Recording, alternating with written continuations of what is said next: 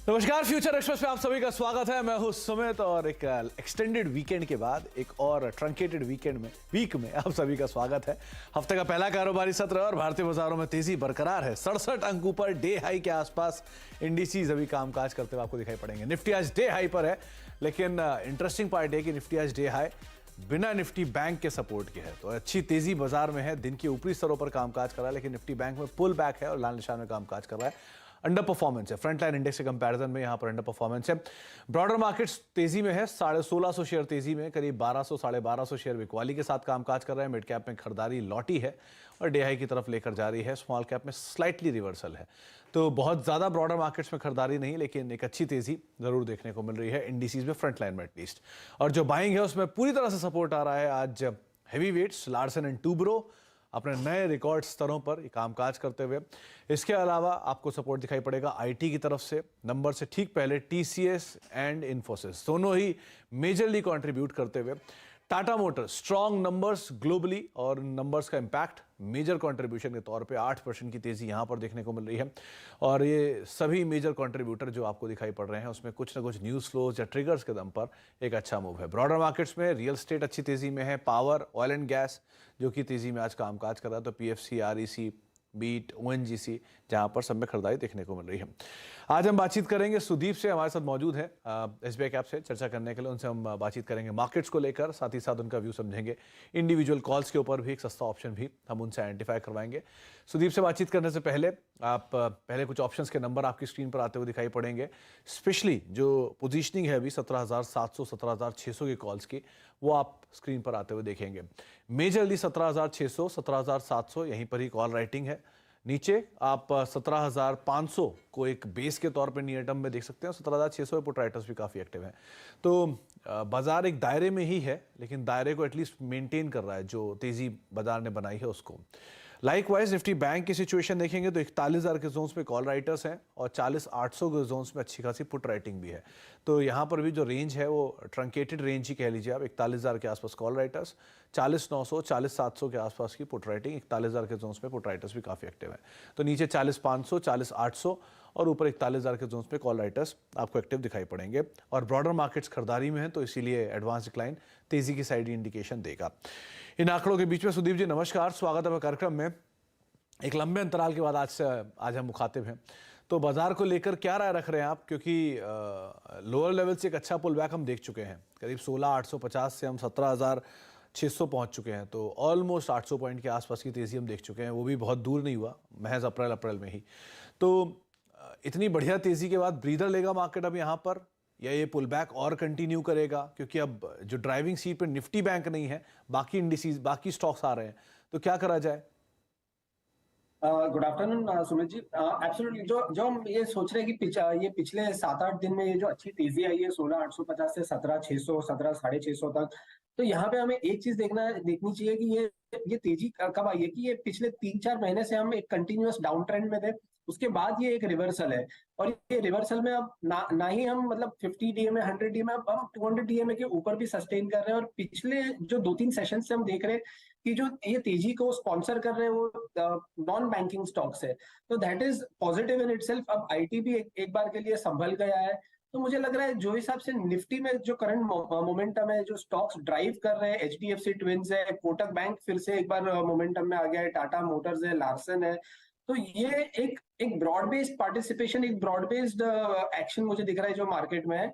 और इतनी जल्दी हमें क्या ये मार्केट पीक कर जाएगा, क्या ये रैली खत्म हो जाएगी, इस ना ये डिस्कस करके मुझे नहीं लग रहा है कि हम बाय ऑन डिप्स का एक अप्रोच रखें कि 17,500 जो कि अब 200 डीएमए है, अब जब तक निफ्टी उसके नीचे फिर से एक बार नहीं फिसलता है तब तक हमारा ब्रॉडर व्यू तेजी का रहना चाहिए। हम इंट्राडे पर्सपेक्टिव या 1-2 दिन पर्सपेक्टिव से हम शायद से थोड़ा रेजिस्टेंस से हम शॉर्ट कर ले, लेकिन ब्रॉडर व्यू तेजी का होना चाहिए। एंड स्टॉक्स डिप्स पे हमें अच्छे स्टॉक्स पिकअप करने चाहिए, बिकॉज ये रैली जो हिसाब से मुझे लग रहा है पैन आउट हो रहा है, ये 18,100 के आसपास आके रुकेगा मुझे लग रहा है। भले बीच में थोड़े रेजिस्टेंसेस रहेंगे कॉल राइटिंग की वजह से या एक्सपायरीज आएंगी वीकली, बट ओवरऑल मुझे लग रहा है कि बाय ऑन डिप्स का माहौल रहेगा आने वाले कुछ सेशंस के लिए। तो बाय ऑन डिप्स का माहौल रहेगा 17,800 के आसपास कहीं जाके शायद इंट्राडे में मार्केट हाल फिलहाल में एक मेजरली रेजिस्टेंस फेस करे और उसके बाद 18,100 ये टारगेट्स आपको सुदीप दे रहे हैं, जहां पर आप लॉन्ग साइड पे इंडेक्स में जाते हैं 17,500 का एक स्टॉप लॉस मेंटेन करेंगे। तो सुदीप जी, अब क्योंकि निफ्टी बैंक थोड़ा सा ब्रीदर ले रहा है, यहां पर सिचुएशन कुछ उलट दिख रही है आपको या यहां पर भी लॉन्ग जाएंगे? अगर सुमित जी हम निफ्टी बैंक को एक अगर ये देखें तो निफ्टी बैंक पहला इंडेक्स था जब उसने अपना 200 डीए में फिर से एक बार वापस क्रॉस किया था नीचे से। तो उसके बाद जो सबसे 39,500 से 41,000 तक का ये जो मूव है, ये जो आया था, ये 3 या 4 सेशंस में आया था। तो इसकी वजह से हम ये देख रहे हैं कि पिछले 2-3 दिन से जो हिसाब से इंडेक्स में कंसोलिडेशन हो रहा है, तो ये कंसोलिडेशन को एक हेल्दी साइन मानना चाहिए और जब जब डिप्स आए तब तब हमें बाई करना चाहिए। और इसमें जैसे कोटक बैंक हम देख रहे हैं, एचडीएफसी बैंक देख रहे हैं, जो कि दोनों नहीं चल रहे थे वो अब चलना चालू हो रहा है, और एक्सिस और आईसीआईसीआई एक रेंज में आ गए हैं। तो हमें सिर्फ एक ब्रेकआउट के लिए वेट करना चाहिए आईसीआईसीआई बैंक और एक्सिस बैंक। एंड मुझे लग रहा है कि यहाँ पे ओवरऑल ट्रेजेक्टरी जो इंडेक्स का है बैंक निफ्टी का, वो पॉजिटिव रहेगा और बाय ऑन डिप्स की ही रणनीति रखनी चाहिए जब तक ये 40,500 के ऊपर सस्टेन कर रहा है बैंक निफ्टी, तब तक मुझे लग रहा है कि 41,800 42,000 ऑन अ ब्रॉडर पर्सपेक्टिव अगले। तो 40,500 जब तक होल्ड कर रहा है तब तक आप एटलीस्ट लॉन्ग जाएंगे, और बाय ऑन डिप्स की रणनीति दोनों इंडिसेस को लेकर साफ रख दी सुदीप ने कि आप दोनों में तेजी की ही रणनीति रखेंगे, लेकिन खरीदारी गिरावट माहौल में करिएगा। 40,500 स्टॉप लॉस, 41,800 के टारगेट के लिए निफ्टी बैंक को भी आप लॉन्ग देख सकते हैं। सुदीप, जब इंडिविजुअल स्टॉक्स की बात करते हैं, कहाँ पर आप तेजी देख रहे हो? क्योंकि आज बैंक तो नहीं है लेकिन ब्रॉडर मार्केट्स में खरीदारी है, तो कहाँ से स्टॉक्स पिक किया आपने? मुझे लग रहा है कि मेरा जो पहला पिक है वो एचडीएफसी लिमिटेड है। हम ये देख रहे हैं कि ये तेजी जब स्टार्ट हुआ था निफ्टी बैंक में, तो एचडीएफसी ट्विंस पहले ये 2 स्टॉक्स थे जिन्होंने एक अच्छा बेस बना के ब्रेकआउट का एक सिग्नल दिया था, और वो मोमेंटम अभी भी बना हुआ है। तो मुझे लग रहा है कि एचडीएफसी लिमिटेड अपने सारे जो short and medium term moving averages है उसके ऊपर भी ट्रेड कर रहा है, और लास्ट 5-6 दिन से अगर हम देखें तो higher top higher bottom formation बना रहा है। तो जहां पे मार्च के जो स्विंग हाइस थे 2700, स्टॉक अब उसके ऊपर ही सस्टेन कर रहा है। तो मुझे लग रहा है जब तक ये स्टॉक 2720 के ऊपर सस्टेन करेगा तब तो 2780 2800 के टारगेट्स आते हुए दिख रहे हैं। तो स्टॉप लॉस रहेगा 2720 एंड टारगेट रहेगा 2780 2800 के। 2780 2800 के टारगेट के लिए आप लॉन्ग जाएंगे एचडीएफसी लिमिटेड में। क्वालिटी कंपनी और प्राइस आपके सामने, जहां पर आप लॉन्ग जा सकते हैं। दूसरा नाम सुदीप जी? दूसरा है आरईसी लिमिटेड। हम ये देख रहे हैं कि पिछले कुछ सेशन से सीपीएसई स्टॉक्स में भी एक अच्छी खासी एक्शन हमें दिख रही है। तो आरईसी लिमिटेड ने अपने अगर हम शॉर्ट टर्म मूविंग एवरेजेस के पर्सपेक्टिव से देखें तो 13 दिन की जो एक्सपोनेंशियल एवरेज होती है, जो सबसे क्रिटिकल होती है from a short term perspective, तो स्टॉक इसके ऊपर पिछले 4 दिन से सस्टेन कर रहा है और stock higher top higher bottom formation भी बना रहा है। तो जो और स्टॉक ने अपने जो 22 मार्च का जो एक स्विंग हाई है 120 रुपए 120 का, ये उसके ऊपर स्टॉक सस्टेन कर रहा है। तो मुझे लग रहा है जो हिसाब से सेटअप है चार्ट्स पे एक बहुत पॉजिटिव इंडिकेशन है। प्लस जो हिसाब से आज डेरिवेटिव डेटा अगर हम देखते हैं तो एक अच्छा सा लॉन्ग बिल्डअप भी हो रहा है। तो 119 के स्टॉप लॉस से मुझे लग रहा है 128 का टारगेट आरईसी पे आ सकता है अगले 2-3 सत्रों में। 128 का टारगेट, 119 का स्टॉप, आप लॉन्ग साइड पे जा सकते हैं आरईसी लिमिटेड में। पावर में आज पीएफसी आरईसी दोनों ही तेजी में हैं, लेकिन आप अगर लॉन्ग जाना चाह रहे हैं तो आरईसी एक दूसरा विकल्प आपके सामने रखा गया है। तीसरा नाम सुदीप सर? तीसरा नाम है एचएएल। हम ये देख रहे हैं कि जो डिफेंस स्टॉक में जो एक्शन हो रहा है, तो उसमें बीईएल, बीडीएल, एचएएल, ये तीन में एक अच्छा मोमेंटम बना हुआ है पिछले कुछ सेशन से। तो एक अच्छा सा लॉन्ग बिल्डअप भी हम देख रहे हैं यहाँ पे जो एचएएल में हो रहा है। पिछले 1-2 सेशन से जो 2750 2730 के एक सपोर्ट से स्टॉक बार बार रिवर्स कर रहा है। तो जो हिसाब से सेटअप है, मुझे लग रहा है कि स्टॉक एक बार 2775 के स्टॉप लॉस से हम 2900 के टारगेट के लिए हम एचएएल में बाई कर सकते हैं। 2900 के टारगेट्स के लिए आप बाय कर सकते हैं एचएएल में। ओवरहैंग भी खत्म हुआ ओएफएस का, और उसके बाद दोबारा रफ्तार पकड़ना शुरू हुआ स्टॉक। तो आप 2900 का टारगेट रखेंगे और एचएएल तीसरा नाम है जहां पर आप लॉन्ग जा सकते हैं। सुदीप सर, तीनों ही नाम आपने वो चुने जो आउट ऑफ लीग है। आज टाटा मोटर्स चल रहा है, आज रियल एस्टेट चल रहा है, आज कैपिटल गुड्स चल रहा है, आईटी चल रहा है, लेकिन आपने नाम चुने चारों के, तीनों के तीनों बिल्कुल अलग।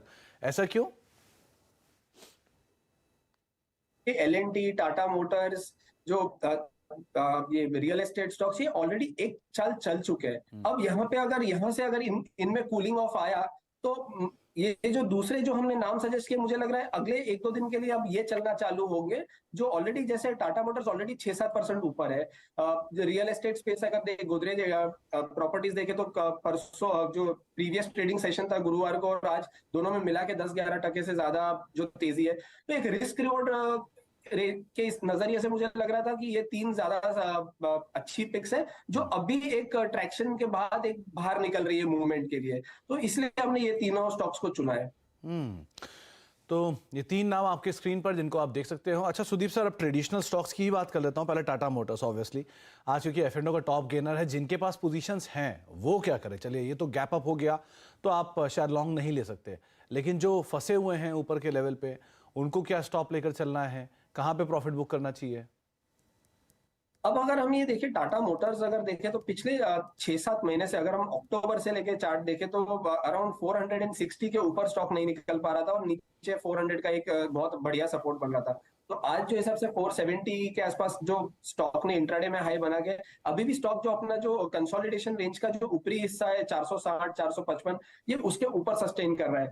तो मुझे लग रहा है जब तक ये स्टॉक 450, अब पोजिशनल स्टॉप लॉस या सपोर्ट हम मान के चले तो 450 का एक बहुत बढ़िया सपोर्ट बन जाएगा। जब तक स्टॉक इसके ऊपर सस्टेन कर रहा है, तब तक मुझे लग रहा है कि 485, 490 अगले कुछ हफ्तों में आ सकता है।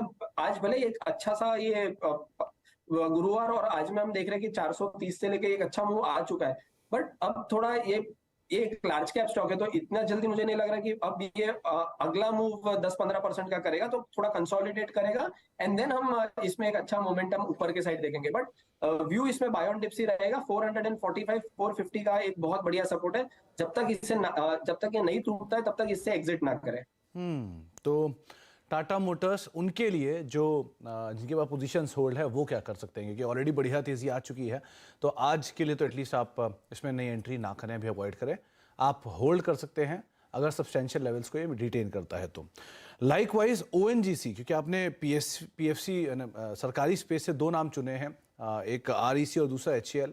ONGC को लेकर व्यू 3.5% ऊपर, एटलीस्ट डाउनसाइड कैप्ड है यहाँ पे।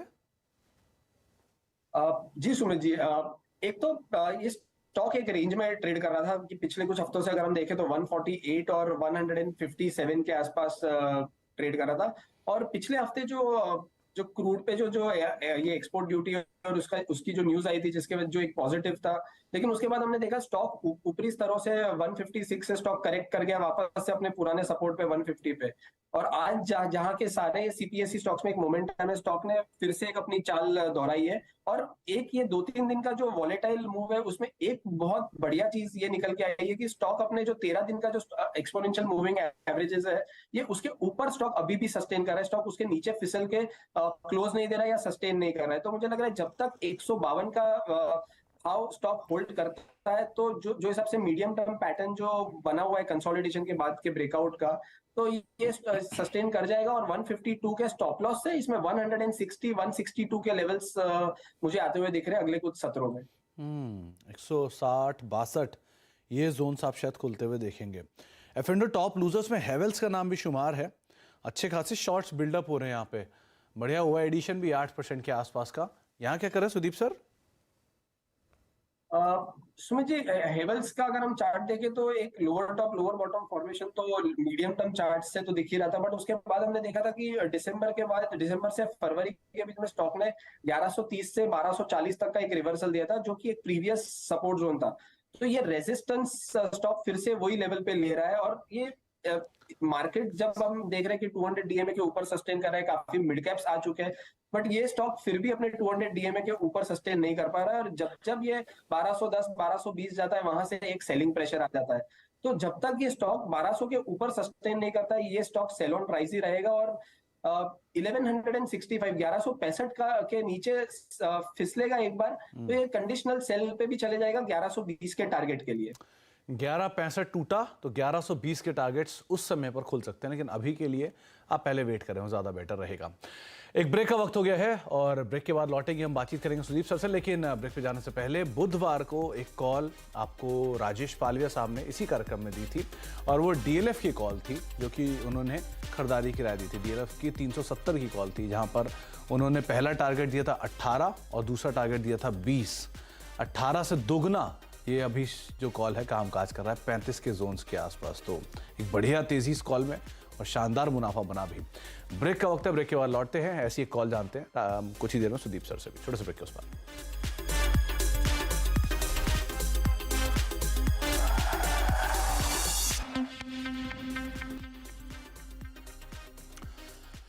अब देख रहे फ्यूचर एक्सप्रेस और दिन के ऊपरी स्तरों पर बाजार कामकाज करते हुए 17,672 का मौजूदा स्तर इंडेक्स में देखने को मिल रहा है और एक अच्छी तेजी ब्रॉडर मार्केट्स के अंदर। निफ्टी बैंक भी लोअर लेवल से रिकवरी के साथ अभी सिर्फ 60 अंक नीचे सोफार कामकाज कर रहा है। मिड कैप डे हाई पर, स्मॉल कैप में रिकवरी, निफ्टी बैंक में रिकवरी और front line index day high के आसपास कामकाज करते हुए। सुदीप सर, पहले तो सस्ता ऑप्शन कौन सा चुना आपने? सुमित जी, मेरा सस्ता ऑप्शन आज का है Larsen and Toubro LNT 2320 call. हमने देखा है कि ये पिछले 3 दिन में लार्सन में एक अच्छा मोमेंटम बना हुआ है और लॉन्ग बिल्टअप बहुत ज्यादा पोजिशनिंग लॉन्ग साइड पे है यहाँ पे।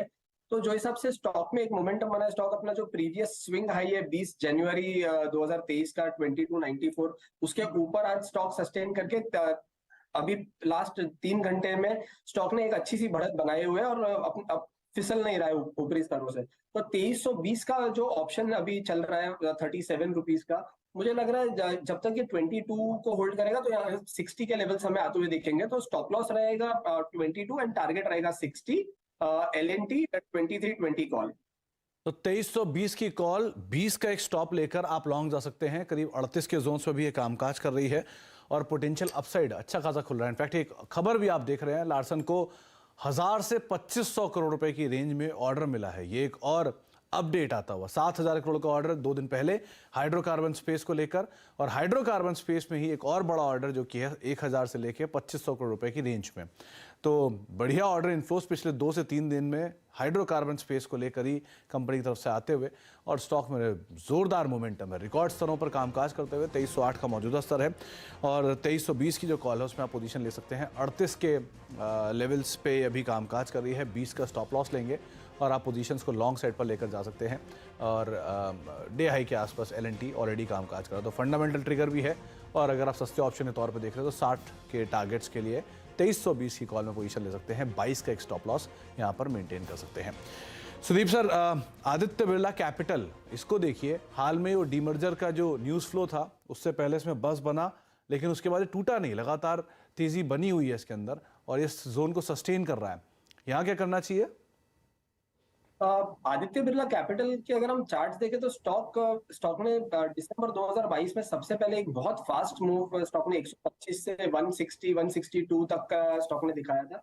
उसके बाद हम ये देख रहे थे जब पिछले 3-4 महीने में मिड कैप में सेलिंग था, जो निफ्टी में बहुत एक हम देख रहे थे बहुत बेरिश एक मोमेंटम था। बट आदित्य बिरला कैपिटल 140 145 के जो सपोर्ट जोन थे उसको होल्ड स्टॉक ने करके रखा था। और अब जब मार्केट में फिर से एक मिड कैप की तरफ का रुझान वापस आया है, एक मोमेंटम बना हुआ है, तो यहाँ पे हम देख रहे हैं कि आदित्य बिरला कैपिटल में 150 152 के लेवल से पिछले 3-4 दिन से बहुत अक्यूमुलेशन हो रहा है। और जो पिछला ट्रेडिंग सत्र था गुरुवार को, वहां पे एक अच्छा ब्रेकआउट आया था 157 158 के ऊपर, जो कि एक पिछले 15-20 दिन का एक फॉलिंग ट्रेंड लाइन ब्रेकआउट हम उसे मान के चल सकते हैं। तो यहाँ पे जब तक 155 के लेवल स्टॉक होल्ड करता है तो मुझे लग रहा है एक नया हम ऑल टाइम हाई जो 8 दिसंबर 2023 को एक 163 का जो हाई था, ये उसके ऊपर स्टॉक एक नया हाई 168 170 तक का बना सकता है। तो 155 के स्टॉप लॉस से बाय कर सकते हैं 168 170 के टारगेट्स के लिए आदित्य बिरला कैपिटल। 158 के आसपास अभी कामकाज करते हुए डे हाई पर है, लेकिन आप हाँ लॉन्ग साइड पर स्टॉक को ज़रूर देख सकते हैं। एक अच्छा मोमेंटम नीचे से गैदर किया है, वो शायद कैरी फॉरवर्ड होता हुआ दिखाई पड़ेगा। रियल स्टेट स्पेस में से Sudeep sir, Godrej top gainer है फेंडो का, DLF 5% ऊपर, ओबरॉय रियल्टी करीब करीब 2% की तेजी है। कैश मार्केट के स्टॉक्स में भी अच्छा मूव है। आप सुबह का अपडेट आया, उसका भी एक इम्पैक्ट है वहाँ पर। तो ऐसे क्या कर रहे हैं स्पेस के अंदर? आज एक अच्छा टेलविंड है पूरे स्पेस में। सुमित जी, ये एक जो पिछले 2-3 दिन से हम रियल एस्टेट स्टॉक में एक अच्छा मोमेंटम देख रहे हैं, तो इसमें मुझे लग रहा है कि जैसे गोदरेज प्रॉपर्टीज ऑलरेडी 2 दिन में काफी चल चुका है। एंड अगर कंपेयर करें हम डीएलएफ और गोदरेज प्रॉपर्टीज को, तो डीएलएफ में जैसे गोदरेज प्रॉपर्टीज में पिछले 1-1.5 साल में जितना बड़ा फॉल आया था, उतना फॉल डीएलएफ में नहीं आया है। तो कंपेरेटिवली अगर आप मुझे दोनों स्टॉक में से चूज करने अगर बोलो, तो मुझे लग रहा है कि डीएलएफ में हम एंट्री ले सकते हैं, और डीएलएफ में हम बाय ऑन डिप्स की रणनीति रख सकते हैं। जब तक स्टॉक 395 393 के ऊपर है, तब तक एक शॉर्ट टर्म मोमेंटम के हिसाब से 418 420 के लेवल्स हम देख पाएंगे डीएलएफ में। एंड अगर मीडियम टर्म का किसी का नजरिया है रियल एस्टेट स्टॉक्स में, अगर डीएलएफ इन पर्टिकुलर, तो 373 75 जहां पे इसका 200 डीएम है, जो स्टॉक बहुत टाइम से रिस्पेक्ट भी करते आया है। तो मुझे लग रहा है ये एक बहुत अच्छा पोजिशनल सपोर्ट बन जाएगा 373 75 का डीएलएफ पे। एंड बाय ऑन डिप्स की रणनीति रखे इसमें। तो 420 का टारगेट, 393 छोटी अवधि में और 375 373 लंबी अवधि में या मध्यम अवधि में, जिनको आप लॉन्ग साइड पे जा सकते हैं। एक बाय ऑन डिप्स की रणनीतियां रखेंगे। जाने से पहले एक और बड़ा अपडेट, निफ्टी बैंक हरे निशान में आ गया। अब निफ्टी बैंक लेकर आई क्योंकि लोअर लेवल से एक बढ़िया पुल बैक वहां पर आया और वहीं से अब सपोर्ट आना शुरू हुआ है, जो नेक्स्ट मोमेंटम मार्केट ने गैदर किया है। तो निफ्टी बैंक आया भले बिल्कुल फ्लैट है, लेकिन लोअर लेवल से एक अच्छे पुल बैक के साथ अब कामकाज होता हुआ दिखाई पड़ रहा है। करीब 300-200 अंकों के आसपास की रिकवरी निफ्टी बैंक भी निचले स्तरों से दिखा चुका है। बहुत बहुत शुक्रिया सुदीप सर हमारे साथ मौजूद रहने के लिए, बाजार पर बातचीत करने के लिए और सभी शेयरों पर अपनी राय रणनीति हमें बताने के लिए, हमसे शेयर करने के लिए। मार्केट्स में मोमेंटम स्ट्रांग है, मिड कैप डे हाई पर, लार्ज कैप डे हाई पर, और निफ्टी बैंक में लोअर लेवल से रिकवरी के साथ अब ऑलमोस्ट डे हाई की तरफ जाता हुआ दिखाई पड़ रहा है। ब्रेक का वक्त है, ब्रेक के उस पार आशीष आपके साथ मौजूद रहेंगे सास बहू सेंसेक्स लेके।